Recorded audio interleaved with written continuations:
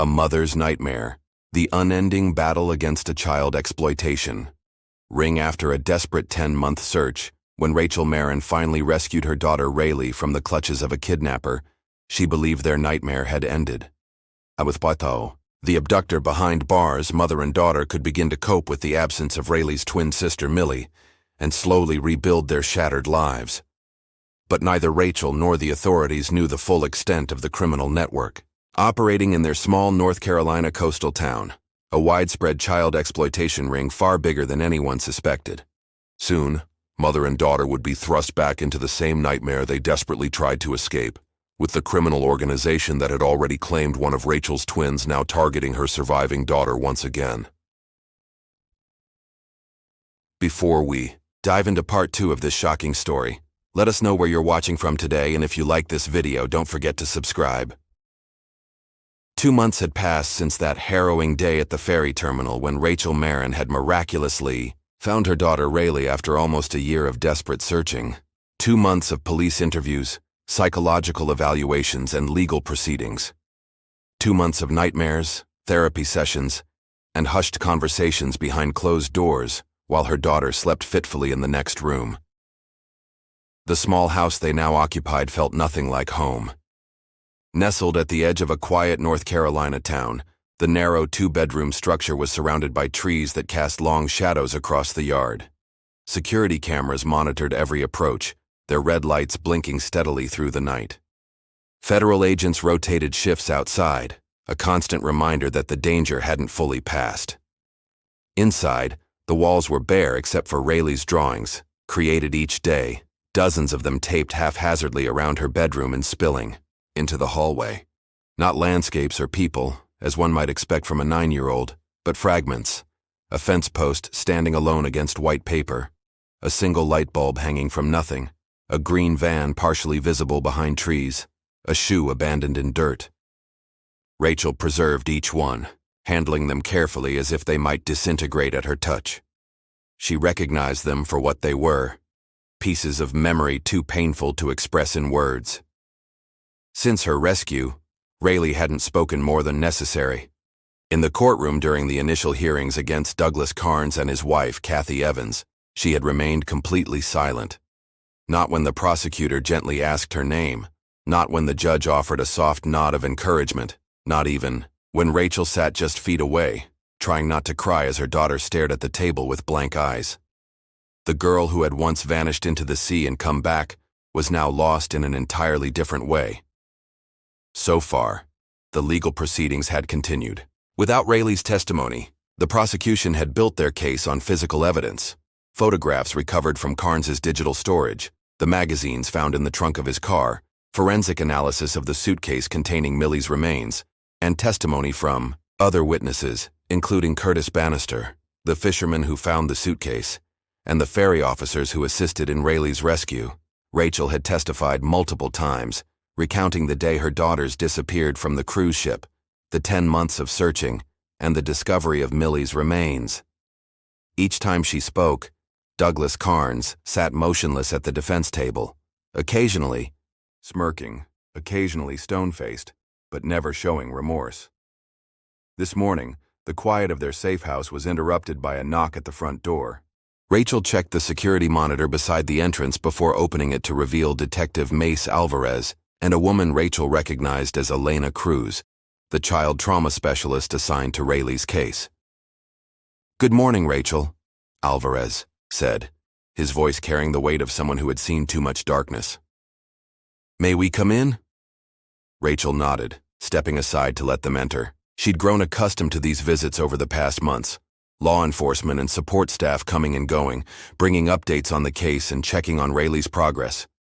Elena carried a leather portfolio clutched to her chest, her dark hair pulled back in a neat bun, her warm brown eyes scanning the room before settling on Rachel. "How is she today?" Elena asked softly. "The same," Rachel replied, leading them to the living room where morning sunlight filtered through half-closed blinds. Rayley had been drawing since dawn, seated by the window, her small frame silhouetted against the light, bent over a sketch pad. She didn't look up when they entered, continuing to draw with determined focus, her dark hair falling forward to hide her face. "Rayley, Detective Alvarez and Miss Cruz are here," Rachel said gently. Rayley's hand paused briefly over her drawing, but she didn't turn. Elena took a seat nearby, keeping a respectful distance. "That's a beautiful drawing, Rayley. May I see what you're working on?" Rachel glanced at Alvarez, who remained standing, his posture tense. "What brings you here today?"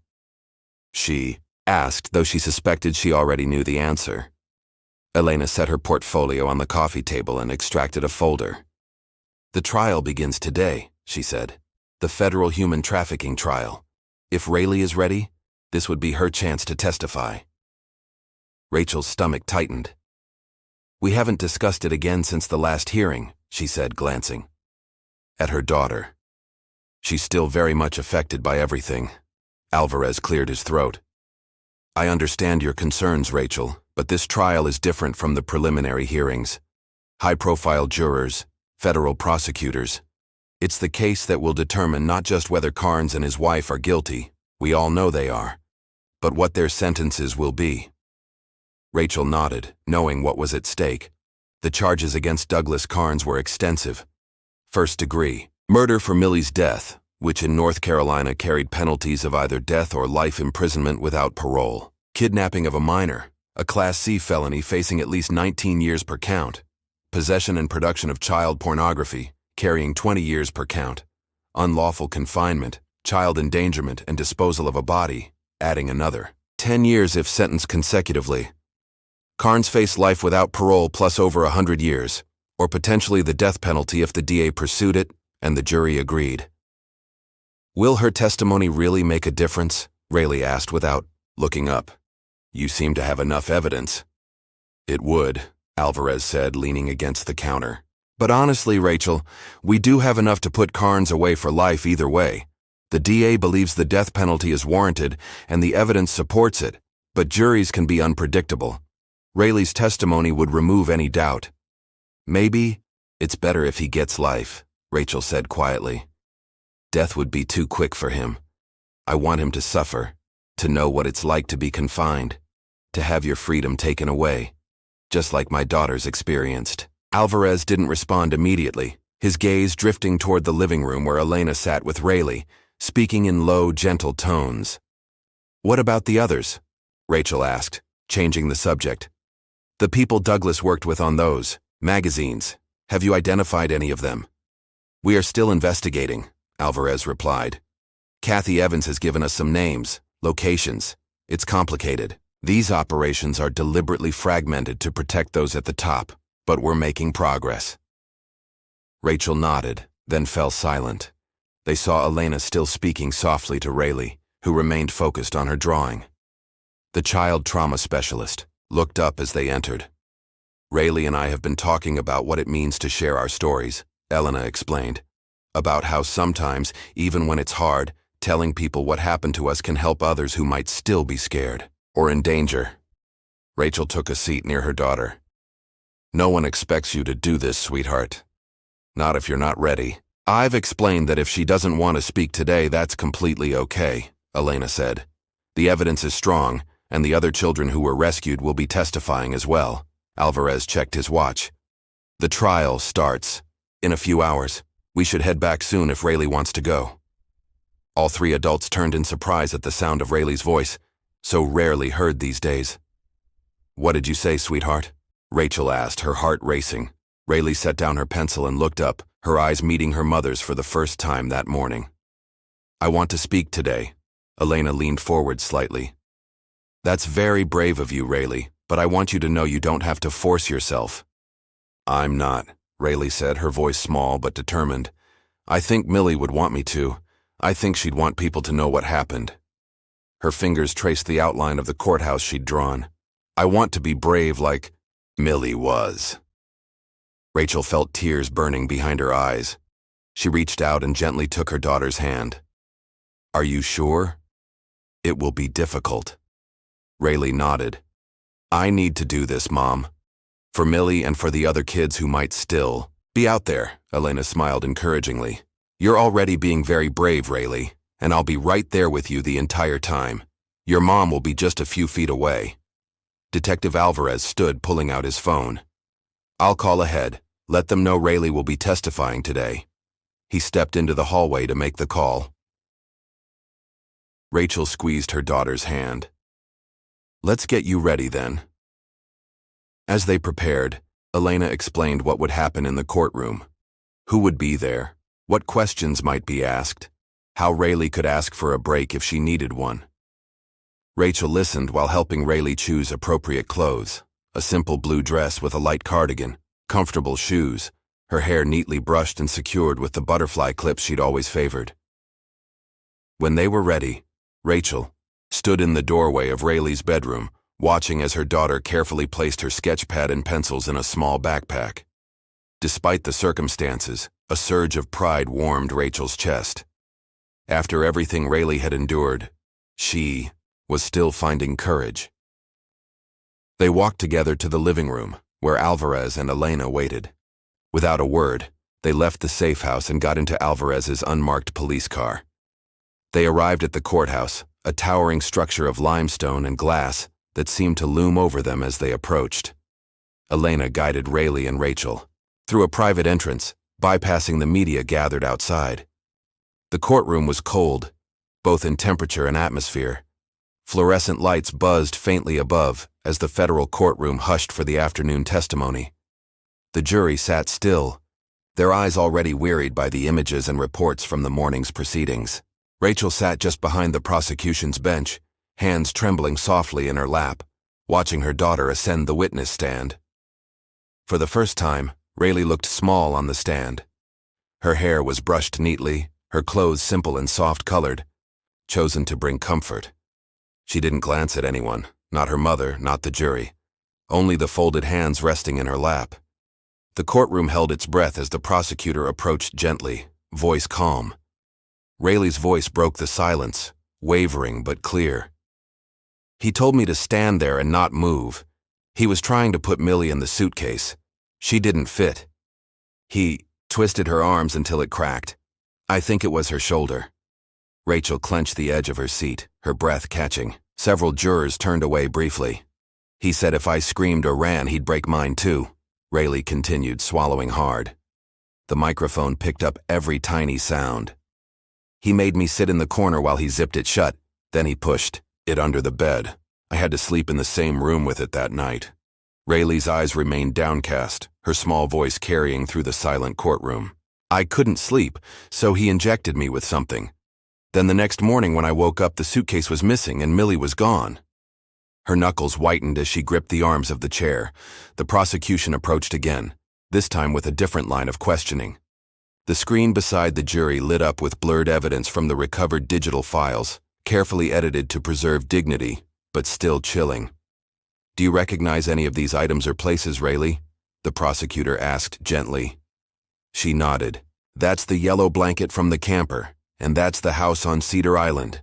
We were going there with the ferry that day when Mom found me." A collective hush followed. The judge leaned slightly forward. "They took pictures there," Rayley continued, "in a back room with black curtains and sometimes outside where no one could see. They gave us things to drink. I think it made us sleepy or slow. The ones who did what they were told got food. I remember they gave me a grilled cheese sandwich when I smiled right." Rayley's eyes stayed down. She spoke like reading from a page that had long been carved into her memory. "Sometimes we got 3 days of food if we didn't cry." A murmur moved through the courtroom. A juror wiped her cheek. The defense lawyer sat frozen, not daring to object as the judge called a break. People began to file out. The doors opened. Rachel rose slowly, steadying herself, her chest tight from what she'd just heard. She reached for her coat when she noticed a man sitting alone near the back row, his face unreadable. He wasn't familiar, but he was staring, not at Rachel, but at Rayley, unmoving, cold. His eyes never blinked.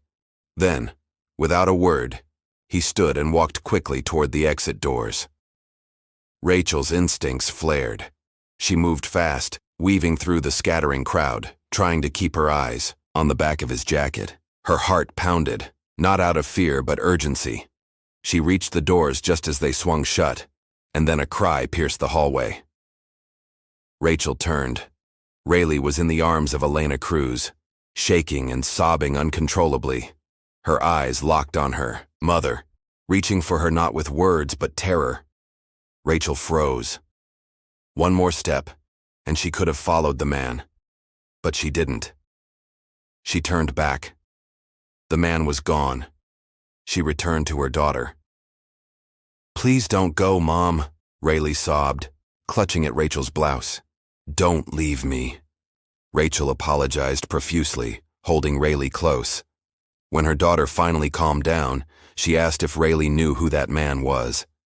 Rayley shook her head, then said, "I want to go home," wiping her tears with the back of her hand. Elena Cruz, who had been standing nearby, stepped forward. "Of course, Rayley. You've been so brave today and you've helped enormously. I'll let the judge know that you've completed your testimony." Police officers escorted them through a private exit to avoid the press, leading them to a waiting car that would take them back to the safe house. As they drove away from the courthouse, Rachel held Rayley close, her thoughts torn between relief that the testimony was over and unease about the man she'd seen watching her daughter. Something about his focused stare had triggered her maternal alarm bells, the same instinct that had told her months ago at the ferry terminal that her daughter was in the back seat of Douglas Carnes's car. They arrived back at the safe house, the afternoon sun casting long shadows across the front yard as the police escort drove away. Rachel guided Rayley inside, locking the door behind them and enabling the security system. "Why don't I make us some hot chocolate?" Rachel suggested, trying to lighten the mood. "You did so well today, honey." Rayley sat at the small table, her sketch pad open before her. But for once, she wasn't drawing. Instead, she stared out at the trees that surrounded their safe house, her expression pensive. "Mom," she said hesitantly, "do you think we could go somewhere today?" "Not the courthouse, just somewhere else." "Like where, sweetheart?" "I saw a camping ground on our way back yesterday. It looked peaceful. Maybe we could have a picnic." Rachel looked up from the kitchen, surprised. Rayley had shown little interest in going anywhere since they'd moved to the safe house. "I don't know, sweetheart," Rachel said hesitantly. "I'm feeling troubled by that man we saw at the courtroom. I'd rather we stay safe here." Rayley's shoulders slumped slightly. "Okay." Rachel felt a pang of guilt. She went to the kitchen and began making them a quick lunch of grilled cheese sandwiches, Rayley's favorite since childhood, though the food now carried darker associations. After her testimony today, as the sandwiches sizzled in the pan, Rachel checked her phone and saw a text message from Elena. "Thank you again for Rayley's bravery to testify. Her testimony shed a deeper light for the jury and community on how serious this case is, supporting our target to aim for life imprisonment for Douglas. There will be another trial tomorrow. Your presence would be valuable." Rachel stared at the message, then looked over at Rayley, who had retrieved a box of crayons and a coloring book from the living room and was heading to her bedroom. This shouldn't be the kind of life for her daughter, shuttling between a safe house and courtrooms, reliving her trauma over and over. She texted Elena back. "I'll consider it and talk with Rayley. Thank you for your support today." After sending the message, she went to Rayley's bedroom doorway. Her daughter sat cross-legged on the floor, meticulously coloring a picture of a forest scene. "Hey," Rachel said softly, "what do you think about having lunch at that camping ground like you suggested? You're right. We can't stay cooped up in here forever. Not many people know us here, and maybe it would be good to shake off some of the stress from today." Rayley looked up, surprise and excitement briefly lighting up her face. "Really? We can go?" "Really?" Rachel confirmed with a smile. "But let's be careful. Wear your hat and that long cardigan and pants. We need to maintain our low profile, and I'll inform Detective Alvarez about it." Rayley nodded earnestly, already getting to her feet. Rachel returned to the kitchen, finished preparing their lunch, and packed everything into a small cooler along with some drinks and fruit. She added a blanket and some hand sanitizer, then grabbed her purse and the car keys. She checked her phone one last time and saw a confirmation text from the detective. "Just keep a low profile and make sure your phone is fully charged." I'll have an officer do a drive-by check once an hour." When everything was ready, they walked out of the house and got into the car that the police had lent them. The camping ground wasn't far away.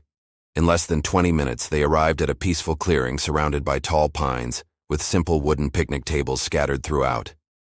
Being a weekday afternoon, the place was nearly deserted. Rachel chose a table at the edge of the clearing, far from the few other visitors. She set up their lunches while Rayley watched a pair of cardinals flitting between branches overhead. In peaceful quiet, they enjoyed the open air. They had remained indoors for weeks, and with everything going on, their days had felt so gloomy. This short getaway, with the nice cool weather, was a brief relief. "Would you be willing to come to court again tomorrow?" Rachel asked eventually, watching Rayley carefully. Rayley took a small bite of her sandwich, considering the question. "I think I can do it," she said finally. Then after a pause, "Mom, when will all this end? Is this my normal life now?" Rachel reached across the table and took her daughter's hand. "The worst has passed, and from here on, things will get better. But it takes time. There are still months of court trials like this, but it's important to make sure the bad people can't hurt us again." Rayley grew distant. "Then why am I still feeling unsafe, Mom? You know Douglas and his wife weren't the only ones. There are still those people who took my pictures." Rachel's face turned serious. She knew about this. Detective Alvarez and the police were still pursuing and investigating because, apparently, even though the studio and some of the people and cameramen had been caught by police at Cedar Island, they all knew the police hadn't gotten to the main operation. "They will catch those men in time," Rachel tried to comfort her.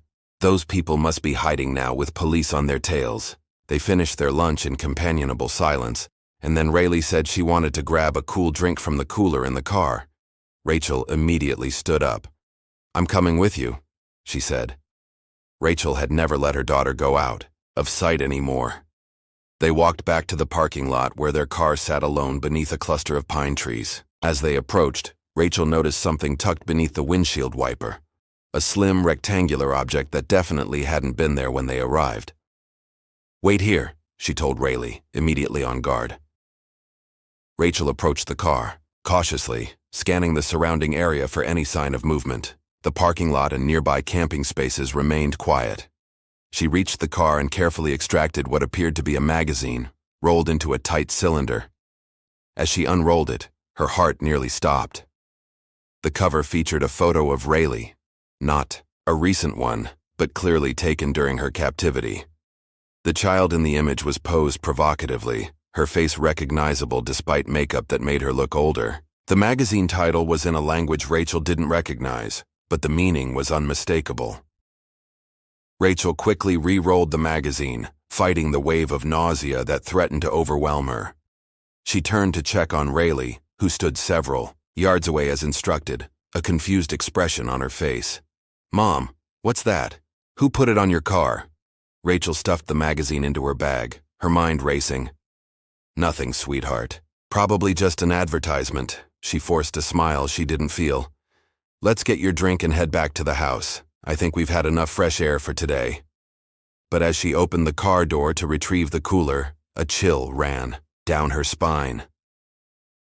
Someone had found them here. Someone who knew who they were and had access to the exploitation materials featuring Rayley. Someone who wanted them to know they were being watched. Rayley had moved closer, her expression fearful. "What's wrong?" Before Rachel could answer, the sound of an approaching vehicle caught her attention. A green van pulled into the parking lot, moving slowly along the row of empty spaces before stopping about 50 feet from their car. Rachel froze, memories of Douglas Carnes's vehicle flashing through her mind. She reached for Rayley, pulling her daughter close as the van's side door slid open. Two men emerged, both wearing dark clothing, their faces partially obscured by baseball caps. They moved with purpose, heading directly toward Rachel and Rayley. "Get in the car," Rachel whispered urgently to her daughter, fumbling for her keys. But before they could reach safety, the men closed the distance. One grabbed Rayley's arm, yanking her away from Rachel with such force that the child cried out in pain. "No!" Rachel lunged forward, seizing her daughter's hand and refusing to let go. "Help! Someone help us!" The second man shouted to the driver. "Go! Go! Go!" The van lurched forward, even as the men struggled to pull Rayley inside. Rachel ran alongside, still clutching her daughter's hand, her feet scrambling for purchase on the gravel. "Bring the mother, too," one man shouted. "The boss can deal with her later." The other hesitated, then yelled to the driver. "No! Reverse and hit her! End her right here!" The van suddenly shifted into reverse, its tires screeching on the pavement. Rachel saw what was coming, but couldn't let go of Rayley. Not again. Never again. The impact sent her flying backward onto the asphalt, her grip on Rayley finally broken. Pain exploded through her body as she hit the ground hard. Through blurred vision, she saw one of the men aim something at her, a gun. She rolled to the side just as the shot cracked through the air, the bullet striking the pavement inches from her head. The van's door slammed shut with Rayley inside, her terrified face pressed against the window, mouth open in a silent scream. As the vehicle accelerated away, Rachel staggered to her feet, blood streaming from cuts on her face where she'd struck the ground. Her ribs screamed in protest, but adrenaline pushed her forward. She lurched toward their car, fumbling with the keys, desperate not to lose sight of the van that was rapidly disappearing down the access road. Inside the car, she started the engine with trembling hands and floored the accelerator, tires spinning on the gravel before finding purchase. She grabbed her phone from the center console and dialed Detective Alvarez's number. "They took her," she screamed when he answered. "Men in a green van just took Rayley." "Where are you?" Alvarez demanded, his voice sharp with urgency. "Linford camping ground near Lake Morris. I'm following them, headed east on the access road toward the highway." "Rachel, don't engage with them. They're armed and dangerous. Pull over and wait for backup." "There's no way I'm letting them take my daughter again," Rachel shouted, swerving around a curve to keep the van in sight. She shared her live location with Alvarez. "Track me. I'm not losing them." The green van weaved through sparse traffic, clearly trying to shake her pursuit. Rachel stayed with them, ignoring the pain that radiated through her body with every bump and turn. Blood from her forehead dripped into her left eye, partially obscuring her vision, but she refused to slow down. The chase continued for miles, the countryside giving way to more isolated terrain, marshy areas with fewer homes and businesses. The cell signal on her phone weakened, dropping to a single bar as they entered a remote area. Eventually, the van turned onto a narrow dirt road that led toward what appeared to be an old, disused dock. Rachel followed at a distance, her heart pounding as she saw the van stop beside a weathered wooden structure extending into a murky inlet. A second vehicle was already parked there, a black sedan, and a small motorboat was tied to the dock. She watched in horror as the men dragged Rayley from the van toward the boat. Her daughter was struggling, her small body twisting against their grip, but they were too strong. Rachel made a split-second decision. She stopped her car 100 yards back, partially hidden by overgrown vegetation, and slipped out quietly. There was no time to wait for Alvarez and his team. If those men got Rayley onto that boat, she might never see her daughter again. She crept forward through the tall grass beside the dirt road, staying low, using the sparse tree cover for concealment. When she'd closed half the distance to the dock, one of the men looked in her direction, his hand moving to his waistband where Rachel had seen the gun. She froze, holding her breath, but it was too late. He'd spotted her. "Over there," he shouted, pointing in her direction. Rachel abandoned stealth and broke into a run, sprinting toward the dock where Rayley was being forced into the boat. "Rayley!" she screamed. Two men intercepted her before she could reach the water's edge. They tackled her to the ground, knocking the wind from her lungs. As she struggled to breathe, rough hands bound her wrists with plastic zip ties. They dragged her toward the boat where Rayley sat huddled in the stern, her face streaked with tears. When she saw her mother, she reached out with bound hands. "Mom!" The apparent leader of the group, a stocky man with a pockmarked face, cursed, under his breath. "Search her, then get rid of her car and phone." They roughly went through Rachel's pockets, confiscating her phone and car keys. One man crushed the phone under his boot before removing the battery and tossing both pieces into the murky water. Another took her car keys and headed back up the path. "If you want to be with your daughter all the way to the grave, so be it," the leader said, shoving Rachel into the boat beside Rayley. The engine roared to life, and the boat pulled, away from the dock, heading deeper into the maze of waterways that characterize this part of coastal North Carolina. Rachel managed to shift closer to Rayley, leaning so their shoulders touched, the only comfort she could offer with her hands bound behind her back. "I'm here," she whispered. "I won't leave you." Rayley's tear-filled eyes met hers, terror and a terrible resignation reflected in their depths. "They'll kill us both now," she whispered, "like they killed Millie." Rachel shook her head, ignoring the pain from her injuries. "No. Detective Alvarez knows where we were. He'll find us." But as the boat accelerated away from the mainland, putting more distance between them and any potential rescue, even Rachel struggled to believe her own words. The boat cut through the water for nearly an hour, following a complex route through marshlands and narrow channels before the open sea came into view. Rachel and Rayley remained bound and gagged, seated in the stern under the watchful eye of two armed men, while a third navigated. They had placed duct tape over Rayley's mouth, after she'd tried to scream when they passed another boat. Rachel's mouth was similarly sealed, the adhesive pulling painfully at the cuts on her face. The men conversed quietly among themselves, occasionally glancing at their captives with expressions ranging from indifference to open malice.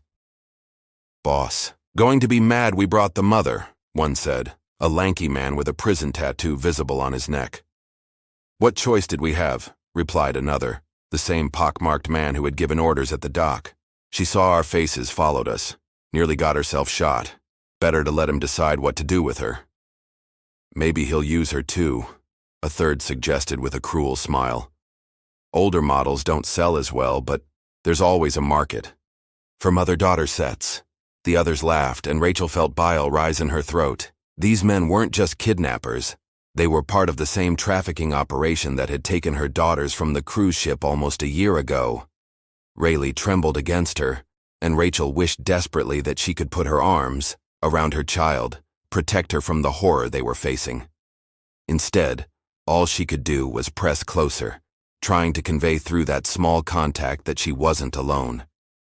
Eventually, an island came into view, larger than the small patches of sand and marsh grass they had passed, with actual structures visible near the shoreline. As they approached, Rachel could make out a small dock with several other boats moored beside it. "Home sweet home," the navigator announced, reducing speed as they entered the shallow water near the dock. Rachel tried to memorize every detail of their surroundings, searching for landmarks or anything that might help identify their location if they managed to escape or contact help. The island appeared largely undeveloped except for a cluster of buildings set back from the shore among the trees. Once docked, the men roughly hauled them from the boat.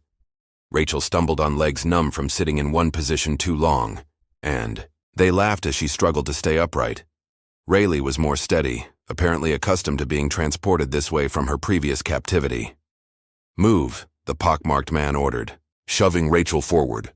They were marched up a sandy path toward a structure that resembled a warehouse, a plain, rectangular building with few windows and metal siding that had been weathered by salt air. As they approached, Rachel heard the unmistakable sound of machinery coming from inside. The main entrance led directly into a large, open space filled with industrial printing equipment. Workers in gray coveralls operated the machines, which were churning out glossy magazine pages.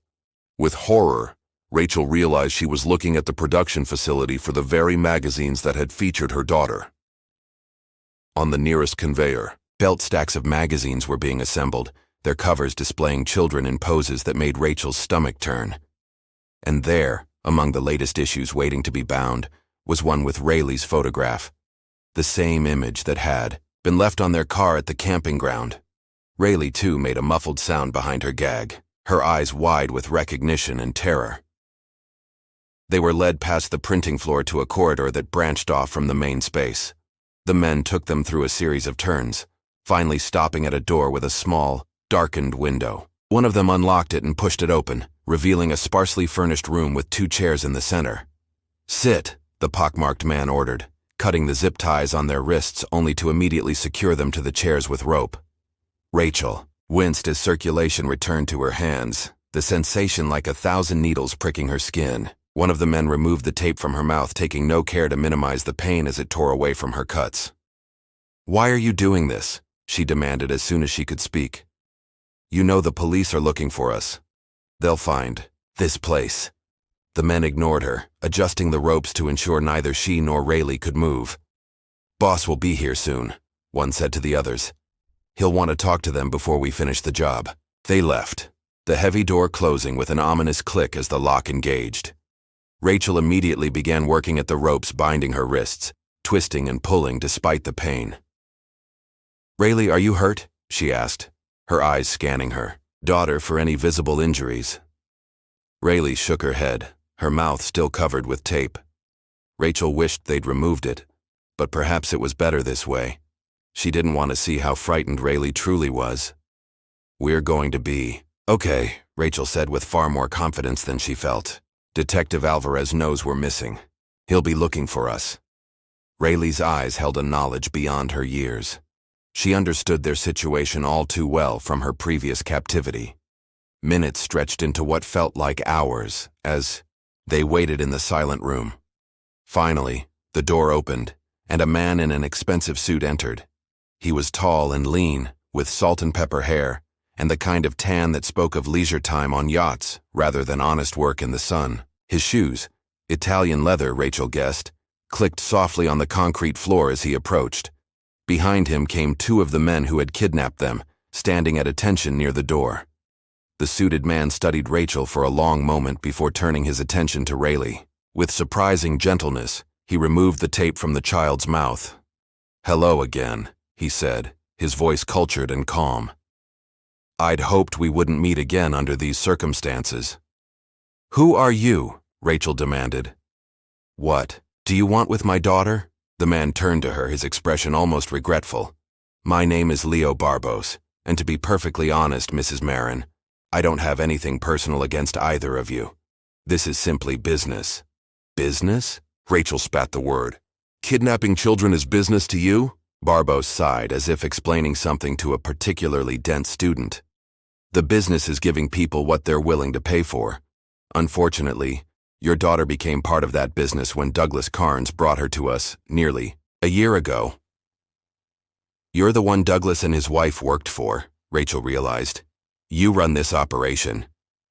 "I prefer to think of myself as a publisher," Barbos said with a thin smile. "Douglas was a supplier, not a particularly good one in the end. His carelessness has cost me significantly." He turned to Rayley. "You were always such a sweet, quiet child. You should have stayed that way." Rayley stared back at him, her expression a mixture of fear and defiance. "My associate was in the courtroom yesterday," Barbos continued. "He reported that you've been talking, not just about Douglas, but about our little enterprise here. That presents a problem for me." "The police already know about you," Rachel said. "They're investigating. It's only a matter of time before they find this place." "Perhaps," Barbos acknowledged, "but your daughter's testimony accelerates that timeline considerably. The authorities have been sniffing around our operation for months, but without specific details they've had little success. Now, with Rayley talking." He spread his hands. "I'm a businessman, Mrs. Marin. I deal in risk management and loss mitigation. Your daughter has become a liability I can no longer afford." The cold, matter-of-fact way he discussed murdering a child sent shivers down Rachel's spine. "You won't get away with this," she said, struggling against her restraints. "Detective Alvarez tracked us to the camping ground. He'll find this island. By the time he does, if he does, there will be nothing left to find," Barbos replied. "We've weathered investigations before. Assets move. Operations. Relocate business continues." He checked his watch. "Now, since time is limited, I think we should proceed." He nodded to the men at the door. "Take them to the studio. The girl first. The mother can watch from the viewing room." "What are you going to do?" Rachel asked, unable to keep the tremor from her voice. "Making the best of an unfortunate situation," Barbos said. "Rayley's last photo session will be quite special. There's a dedicated audience for darker material, and since we need to dispose of her anyway, we might as well maximize the profit." Rachel lunged against her restraints, the chair rocking but not tipping. "You monster! She's a child!" Barboss didn't respond to her outburst. He simply turned and left the room as the two men untied Rayley from her chair, keeping her wrists bound, and dragged her toward the door. "No!" Rachel screamed. "Rayley! Mom!" Rayley's voice broke as she was pulled away. "Don't leave me." But the door closed, cutting off Rachel's response, and Rachel was left alone with the terrible knowledge of what these men planned to do to her daughter. Two men returned to the room where Rachel remained bound to the chair. Without speaking, they untied her from the chair but kept her wrists secured behind her back with zip ties. They marched her out of the room and down a different corridor, moving deeper into the building rather than back toward the printing area. Rachel tried to memorize the route, but the hallways all looked alike, plain, industrial, with identical unmarked doors at regular intervals. They finally stopped at one such door, which one of the men unlocked before shoving her inside. The room was empty except for a metal folding chair facing a large television screen mounted on the wall. Unlike the room where they'd been held before, this one had something else that immediately caught Rachel's eye. A rope hanging from a hook in the ceiling with a noose already tied at the end. "What is this?" she demanded, her voice breaking slightly. One of the men, the taller of the two, gestured to the chair. "For now, you get to watch. Later, you can use that rope yourself, or we'll use it for you. Either way, that's how this ends for you." Rachel felt bile rise in her throat. "You're going to make me watch whatever you're doing to my daughter and then expect me to hang myself?" The second man shrugged. "Boss says to give you the option. More humane, he thinks. But it doesn't matter to us how you go." He pointed to the television. "That's a live feed from the studio where your kid is. Enjoy the show." They pushed her into the chair, though they didn't tie her to it. The zip ties on her wrists remained, however, limiting her options for escape. Before leaving, one of the men pointed to a small red button beside the door. "That's a panic button. Press it if you want company. Otherwise, nobody will bother you till the session's over." The door closed with a heavy click as the lock engaged. Rachel immediately tried the handle, but it was securely locked from outside. She turned her attention to the room, searching desperately for anything she could use to free herself or as a weapon. There was nothing. The walls were bare concrete, the floor similarly unadorned. The only furniture was the metal chair and the television, which was bolted to the wall and encased in a protective metal housing to prevent tampering. The rope hung just a few feet away, its very presence a mockery of hope, an invitation to end her own suffering before they did it for her.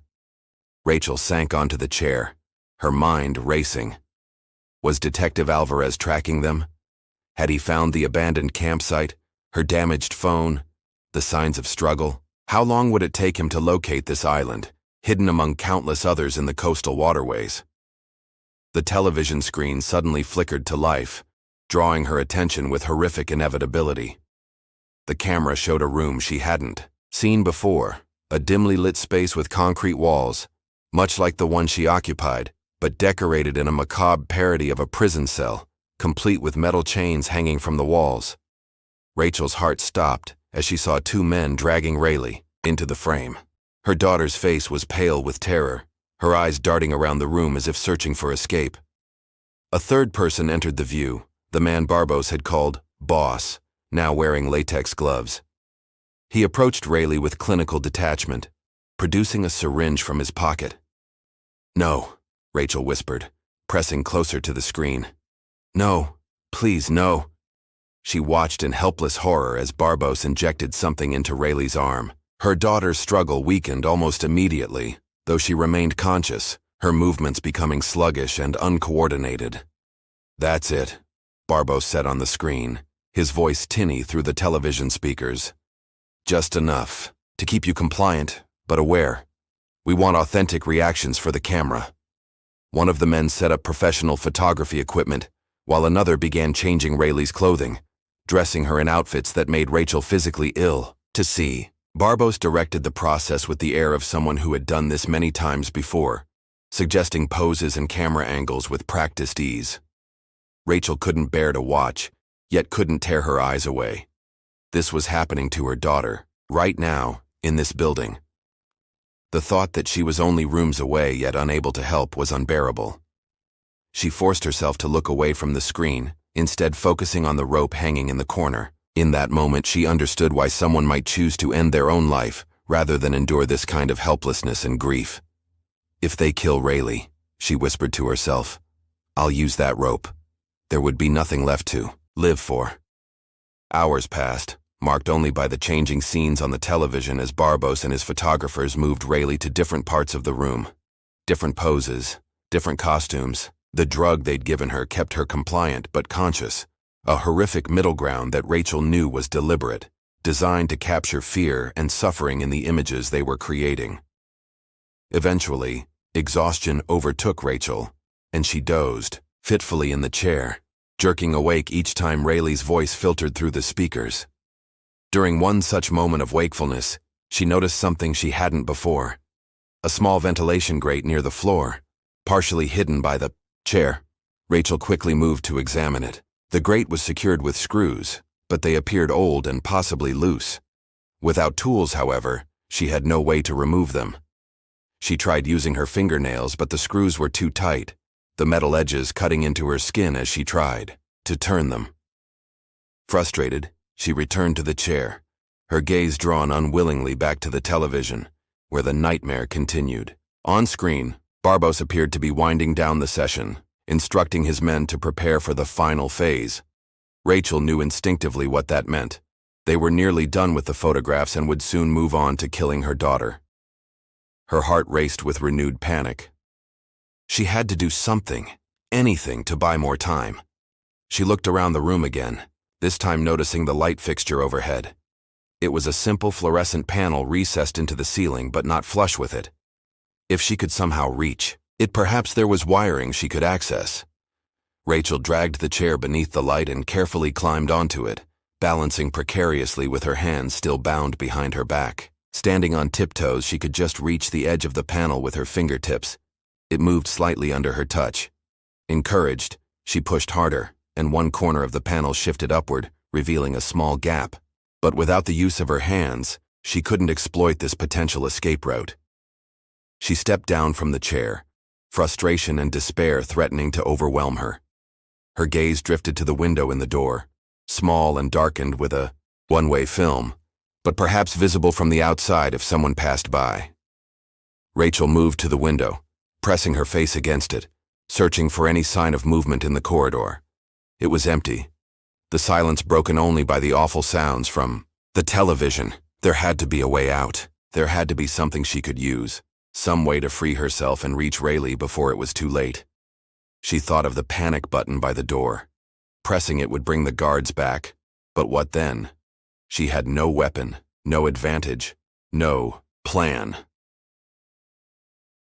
As darkness fell outside, casting the room into deeper shadow, Rachel leaned against the wall, sliding down until she sat on the floor. Tears streamed down her face as the horrible reality of their situation pressed in on her. "I'm sorry, Rayley," she whispered. "I'm so sorry I couldn't protect you." A sound at the door snapped her back to alertness. The lock clicked, and the door began to open slowly, carefully. Rachel tensed, preparing for the return of her captors, but the man who slipped inside was not one of those who had brought her here. He was younger, with a nervous energy about him, as he quickly closed the door behind him. "Be quiet," he whispered, placing a finger to his lips as Rachel started to speak.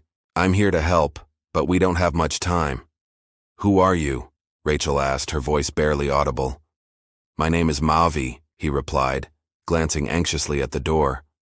"I work here, but I can't do this anymore. I can't let them kill another child." The name struck a chord in Rachel's memory. "Mavi? You were on the cruise with us. Douglas Carnes said his partner backed out. That was you, wasn't it?" He nodded, shame evident in his expression. "I was supposed to help him take both your daughters, but when I saw them, a twin, I couldn't go through with it. I told Douglas to call it off, but he—" Mavi swallowed hard. "He decided to proceed alone. He killed one of your daughters." "Because I refused to help with two." Rachel stared at him, a mixture of hatred and desperate hope warring within her. This man had been part of the plan that destroyed her family. Yet now he was offering help when no one else would. Why are you helping us now? She demanded. Because I'm a coward, Mavi said simply. After that day on the cruise, I tried to run away, but Leo's men found me. They said I was still useful at the factory, even if I was too soft-hearted for field work. He looked directly at Rachel. I've been living with what happened to your daughters every day since. When I saw you and Rayley being brought through the printing area, I knew it could only mean the worst. They're going to kill her, Rachel said, her voice breaking. They're drugging her and taking pictures, and then they're going to kill her. I know, Mavi said grimly. That room you saw on the screen, they only use it for children they're done with. They even have an incinerator here. They can make people just disappear. Help me get to her, Rachel pleaded. Please. Mavi shook his head. We can't. Not alone. There are too many armed men between us and the studio. But I have a plan. He reached into his pocket and produced a small flip phone. Call the police. Tell them you're on Port South Island. I'll get you to my truck. It's parked at the loading dock. You can hide there until help arrives. But Rayley, the police will save her? Mavi insisted. Leo won't kill her right away. He'll draw it out, maximize the profit from those photos. It's cruel, but it gives us time to bring help. Rachel wanted to argue, to insist they try to rescue Rayley immediately, but the rational part of her knew Mavi was right. The two of them, unarmed and with her still bound, had no chance against multiple armed men. Okay, she agreed reluctantly. Cut me free. Mavi produced a small pocket knife and carefully cut the zip ties binding her wrists. Rachel gasped as circulation returned fully to her hands, pins and needles shooting through her fingers. I need to go, Mavi said, handing her the phone. If anyone sees me here, I won't be able to help you. The loading dock is at the back of the building. Turn right when you leave this room instead of going back the way you came. Follow that corridor to the end, and you'll find a door that leads outside. You're not coming with me? I'll meet you at the truck, he promised, but we can't be seen together. My access card opens all the doors in this section. Go only when the corridor is clear. Rachel nodded, clutching the phone, like a lifeline. Thank you, she said quietly. Mavi's expression was grim. Don't thank me. I'm part of the reason your family was destroyed. Just go, call for help, and maybe someday I'll be able to live with myself. He slipped out of the room, leaving the door unlocked behind him. Rachel immediately dialed 911, her fingers trembling so badly she had to try twice before getting the numbers right. 911, what's your emergency? A dispatcher's voice came through the small speaker.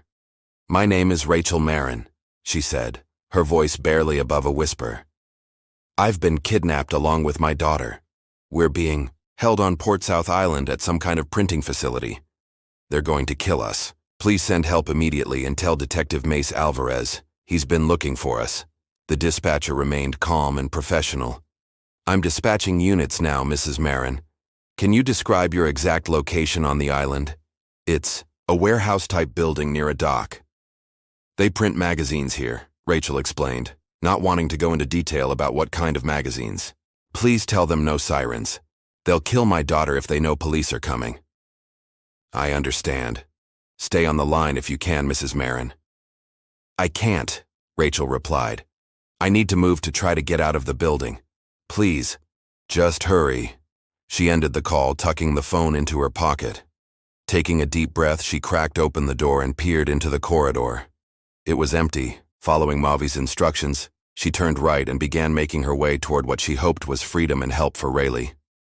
Rachel slipped out of the room, heart hammering against her ribs as she moved cautiously down the corridor. The building was eerily quiet now, the drone of the printing machine silenced for the night. Every few seconds, she paused to listen for footsteps or voices, pressing herself against the wall at the slightest sound.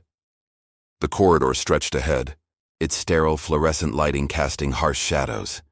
She moved as quickly as she dared, following Mavi's directions toward the loading dock. Each door she passed looked identical to the one where Rayley was being held, and the thought that her daughter was somewhere in this labyrinth of rooms, drugged and terrified, made her physically ill. Rachel was halfway to the exit when she heard footsteps approaching from around a corner ahead. She froze, looking frantically for somewhere to hide. The corridor offered no alcoves, no side doors within immediate reach. She was completely exposed. The footsteps grew louder. In seconds, whoever was coming would turn the corner and see her. Her eyes fell on a red metal box mounted on the wall nearby. A fire alarm station with a small, glass-fronted compartment containing an emergency fire axe. Breaking the glass would set off an alarm, potentially creating chaos that could help her escape. But it would also alert everyone in the building to an emergency, possibly putting Rayley in greater danger if her captors decided to dispose of the evidence immediately. Rachel weighed her options in the second she had left. If she did nothing, she would certainly be caught. If she broke the glass, she might create a diversion, but at what cost to Rayley? As the footsteps reached the corner, Rachel tensed, preparing to make her move toward the fire axe, when suddenly a figure emerged from a side door she hadn't noticed and quickly subdued the approaching person. It was Mavi, and he had just taken down one of the facility's workers. "Quickly," he hissed, dragging the unconscious man out of sight. "Before someone else comes." Rachel hurried to join him, helping pull the worker into what appeared to be a supply closet. "Are you okay?" Mavi asked, securing the door behind them. Rachel nodded, her breathing ragged. "I called the police. They're on their way." "Good. We need to get you to the loading dock before anyone realizes you're gone." Mavi peered out of the closet, checking that the corridor was clear. "Follow me and stay close." They moved swiftly through the remainder of the corridor, finally reaching a heavy metal door marked Emergency Exit, with a warning that an alarm would sound if opened. "Won't that set off an alarm?" Rachel whispered. Mavi shook his head. "It's disabled during work hours to allow smoke breaks. They only activate it at night after the last shift leaves." He pushed the door open carefully, revealing a loading area with several trucks parked in a row. The night air was cool against Rachel's skin as they slipped outside. Mavi led her to a battered delivery truck with the logo of a mainstream magazine publisher on its side, clearly a front for the illegal operation inside. "Get in the back," he instructed, opening the rear doors to reveal a cargo area stacked with boxes. "Hide behind those. I need to drive to the front of the facility to meet the police when they arrive. No matter what happens to me, stay hidden until the police open the truck." Rachel climbed inside, maneuvering between tall stacks of boxes that she realized must contain the magazines produced inside. The thought that her daughter's exploitation was packaged in these very boxes made her stomach turn, but she forced herself to focus on the moment. "What if they stop you before you reach the police?" she asked as Mavi prepared to close the doors. "Then you'll have to find another way," he said grimly. "But I think I can make it. The guards know me. I make deliveries regularly. They won't question me leaving at night." Before Rachel could say anything else, Mavi closed the doors, plunging her into darkness. A moment later, she heard him climb into the driver's seat, and the engine rumbled to life. The truck lurched forward, and Rachel braced herself against the boxes to avoid making noise as they shifted. Through a small gap in the rear doors, she could see the loading area receding as Mavi drove toward what she presumed was the main access road. The journey seemed agonizingly slow. Every bump in the road threatened to topple the stacks of boxes around her. Every pause made her wonder if they'd been stopped by security. She clutched Mavi's phone, prepared to call 911 again, if necessary.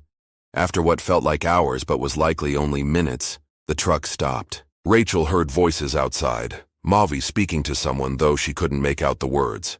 Then suddenly there were more voices, authoritative ones, and the sound of car doors opening and closing. "Police! Step out of the vehicle with—" "Your hands up!" Rachel's heart leaped. They'd made it to the police checkpoint. More muffled conversation followed. Then the rear doors of the truck swung open to reveal several officers with weapons drawn, flashlight beams cutting through the darkness. "Rachel Marin," one called. "Yes!" Rachel scrambled forward, nearly falling in her haste to exit the truck. "I'm Rachel Marin. My daughter is still inside the facility. They're going to kill her." The officers helped her down from the truck, quickly, moving her toward a police vehicle where an officer handed her a satellite phone. "It's Detective Alvarez," the officer explained. Rachel grabbed the phone. "Alvarez?" "Rachel, thank God." His voice was tight with tension. "Are you hurt?" I'm fine, but Rayley is still in there, she said urgently. They're drugging her, taking pictures, and then they're going to kill her. You have to get to her now. We've got a tactical team assembling, and more backup is on the way, including helicopters, Alvarez assured her. Stay where you are. You're safe now. What about Mavi? Rachel asked, looking around for the man who had helped her escape. The driver? He's being detained for questioning. He says he worked for Barbos but was helping you escape. That's true, Rachel confirmed. He gave me his phone, helped me get out. He was supposed to work with Douglas Carnes to kidnap both my daughters from the cruise ship, but he backed out. There was a pause on the other end as Alvarez processed this information. We'll sort that out later.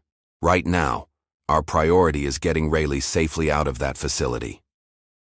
Rachel watched as more police vehicles arrived, officers establishing a perimeter around the area, while tactical team members prepared for entry. In the distance, she could hear the thumping of helicopter rotors approaching.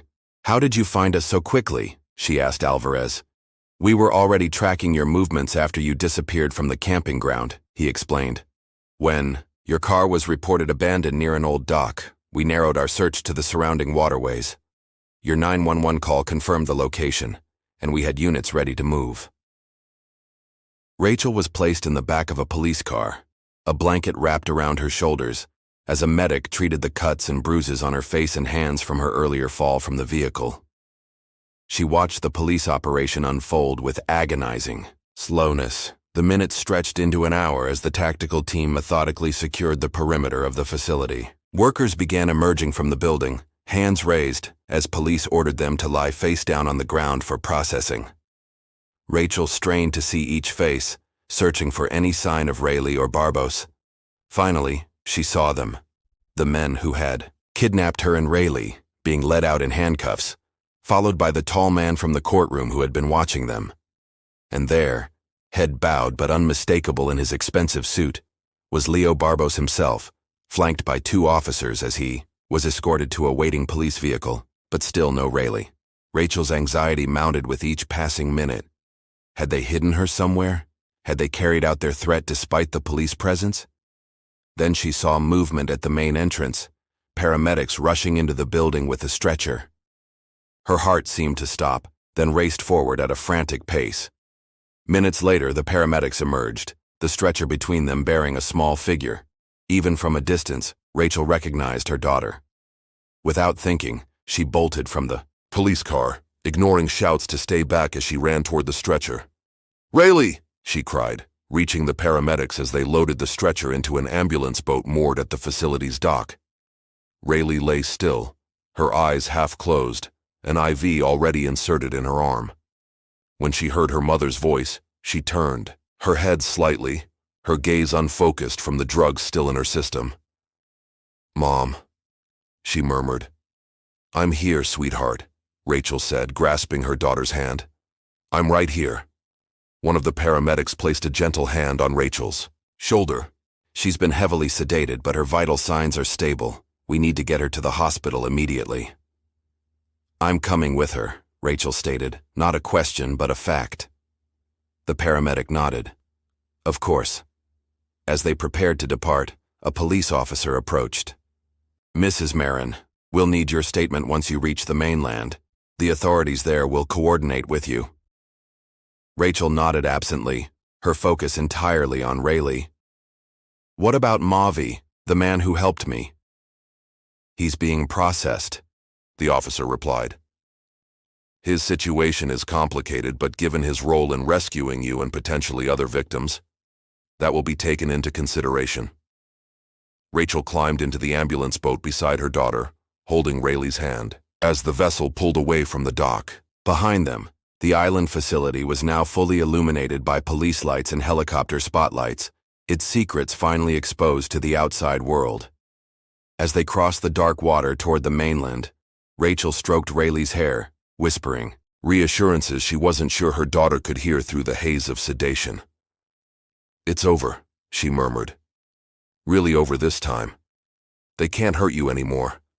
We're going home." She didn't know yet where home would be or how they would rebuild their lives after all they had endured. But in that moment, with Rayley's hand in hers and the island of horrors receding behind them, Rachel allowed herself to feel the first genuine hope she'd experienced since that day on the cruise ship when her world had first shattered. The journey to the mainland took just over an hour. During the crossing, the paramedics worked diligently to stabilize Rayley, administering fluids to flush the sedatives from her system and monitoring her vital signs. They also attended to Rachel's injuries, the cuts and scrapes from her fall in the parking lot, the rope burns on her wrists, the bruising along her ribs where the van had struck her. Throughout the journey, Rachel maintained physical contact with her daughter, never letting go of Rayley's hand, even as the medics worked around her. Whenever Rayley's eyes fluttered open, confused and frightened, Rachel would lean close, assuring her they were safe. "We're going to the hospital, sweetheart," she explained during one such moment of lucidity. "The doctors are going to help you feel better." Rayley's response was slurred, the drug still heavy in her system. "They took pictures. Bad ones." "I know," Rachel soothed, stroking her daughter's hair. "But the police have those men now. They won't hurt you or any other children again." As the boat approached the mainland, Rachel could see flashing lights waiting at the dock, ambulances, police vehicles, and what appeared to be several unmarked government cars. The moment they docked, a team of emergency medical personnel swarmed the boat, transferring Rayley to a waiting gurney with practiced efficiency. "We're taking her to Cape Memorial Hospital," one informed Rachel.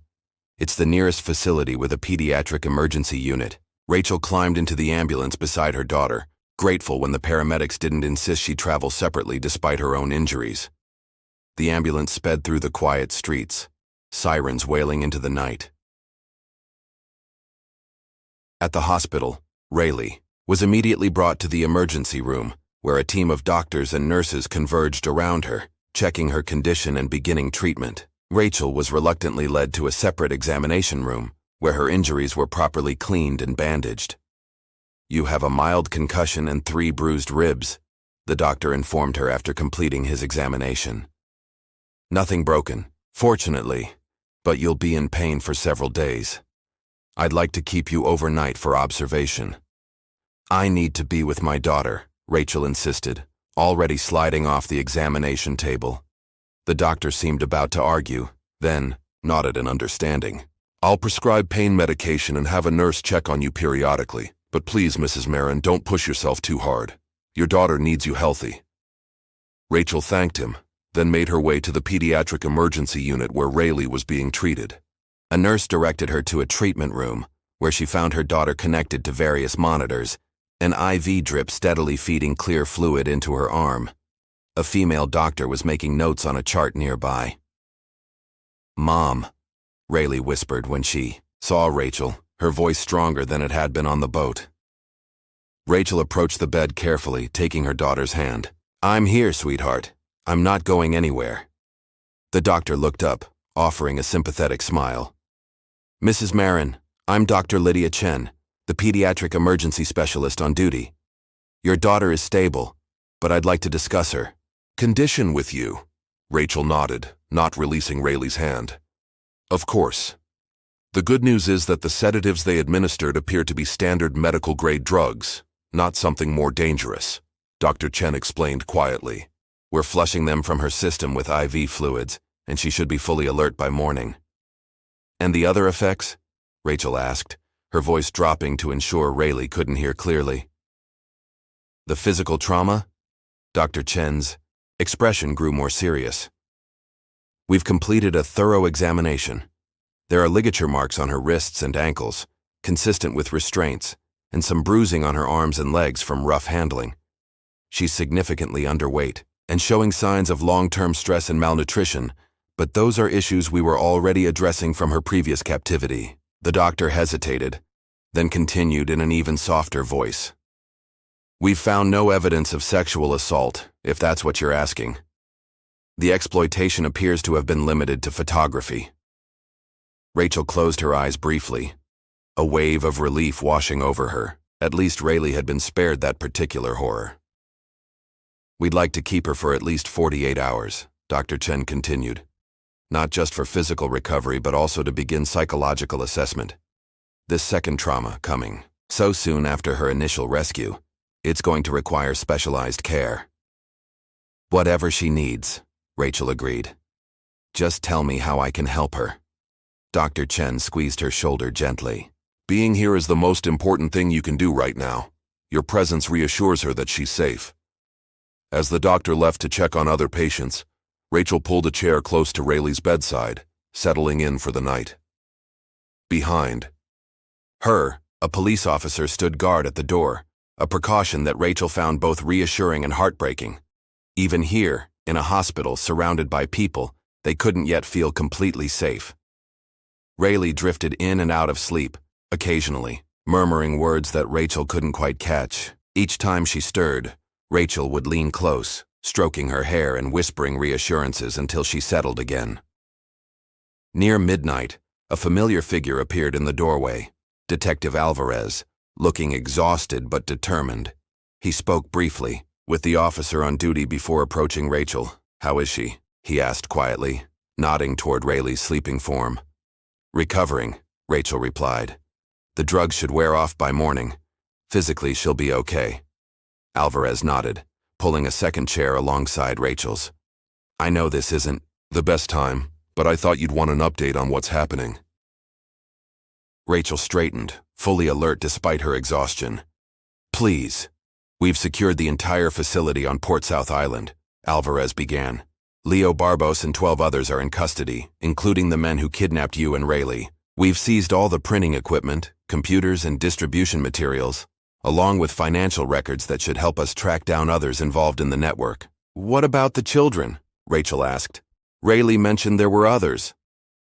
"We found 8 children being held at a house close to the factory after a tip from Mavi," Alvarez confirmed grimly. "Ages 7 to 12, some reported, missing as long as 2 years ago. They're receiving medical attention now, and we're contacting their families." Rachel closed her eyes briefly, imagining the reunions that would soon take place. Other parents experiencing the same overwhelming relief she had felt when she found Rayley at the ferry terminal months ago. "And Mavi?" she asked. "The man who helped me escape?" "Cooperating fully," Alvarez said. "He's provided names, dates, locations, information that will be invaluable in dismantling what remains of this network. He'll face charges, but his assistance and the fact that he saved your life will be considered during sentencing." Rachel nodded, conflicted about the man who had both contributed to her family's destruction and helped save what remained of it. "What about Barbos? What's he saying?" Alvarez's expression hardened. "Not much yet, but with the evidence we've seized and the testimony of those willing to talk, he's facing multiple life sentences. He won't see the outside of a prison again." Rachel felt a grim satisfaction at that. It wouldn't bring Millie back or erase what Rayley had endured, but at least the man who had orchestrated so much suffering would spend the rest of his life confined, just as he had confined his victims. Rachel looked at Rayley's sleeping form, a surge of fierce pride swelling in her chest. Even after everything she had endured, her daughter's courage had made a difference, not just for herself, but for countless others. "When can we go home?" she asked, suddenly overwhelmed by exhaustion. "Not for a while yet," Alvarez admitted. "There will be more statements to give, identifications to make, potentially more testimony as we build cases against everyone involved, but we'll make it as easy on both of you as possible. You've both been through an unimaginable ordeal," Alvarez said. He stood, placing a gentle hand on her shoulder. "You should rest. I'll have officers stationed outside around the clock." After Alvarez left, Rachel settled more comfortably in her chair, keeping her hand on Rayley's. Despite the pain from her injuries and the hard plastic of the hospital chair, she soon drifted into the first peaceful sleep she'd had in months, secure in the knowledge that the people who had torn apart her family were finally facing justice.